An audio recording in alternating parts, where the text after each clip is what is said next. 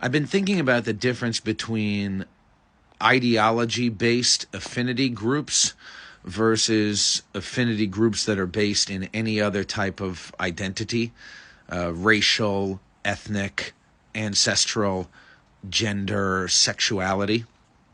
This is the thing. For years, I built relationships based on ideological affinity. Most of my friends, all of my friends, were leftists, radical leftists, because I was a radical leftist. I was against capitalism. I was against borders. I was against police. I was against the exclusion of anybody except for Republicans, except for anybody who was not a radical leftist. If you were a leftist, if you were on the road to becoming a leftist, if you could potentially be convinced to agree with me ideologically, then I would be cool with you, right? So I only excluded people based on ideological differences. The problem with this is that when my own ideology started to differentiate from my group, then I got kicked out. I lost a lot of my friends. I was no longer being seen as a leftist, even though I continued to identify as a leftist. And it made me kind of reconsider that, identity groups, affinity groups that are based on other types of identity. For example, whites only or Jews only, right? I don't care. I could say, for example, I don't care what you think. I don't care what you believe. As long as you're Jewish, I'm rocking with you. As long as you're Jewish, I would defend you. I don't care if we disagree about this or that. You're a Jew. You're my brother. You're my sister. I think that a lot of people are gravitating towards more affinity groups that are based on racial, gender, ethnic, ancestral identity rather than ideological affinity.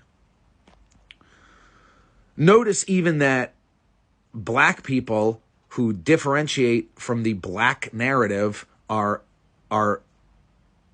basically accused by other black people of not being black enough. I mean, they use racist terms that I can't even repeat. The C word, the UT word, Uncle T. You know what I mean? And I think that that's really dangerous. I think it's really bad, and I think it's fundamentally anti-American. I think that what's so powerful about America is that we had an affinity group that superseded all levels of ideology, racial, ethnic, gender, sexuality, identity. We had an affinity group for that. It was called American.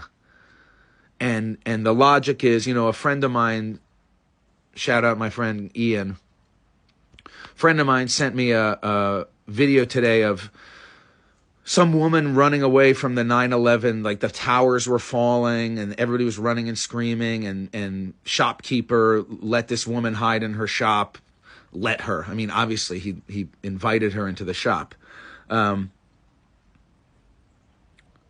Anyway, I just been thinking about that. I think that if we identify as American, or let's expand the circle, right? Peter Singer's expanding circle. Let's identify as human, right? I don't care what the fuck you think. I don't care if you're black, white, or Asian. If you're a human being, I'm rocking with you. If you're a human being, I'm going to let you hide in my shop from a disaster. If you're a human being, I'm going to donate to your GoFundMe.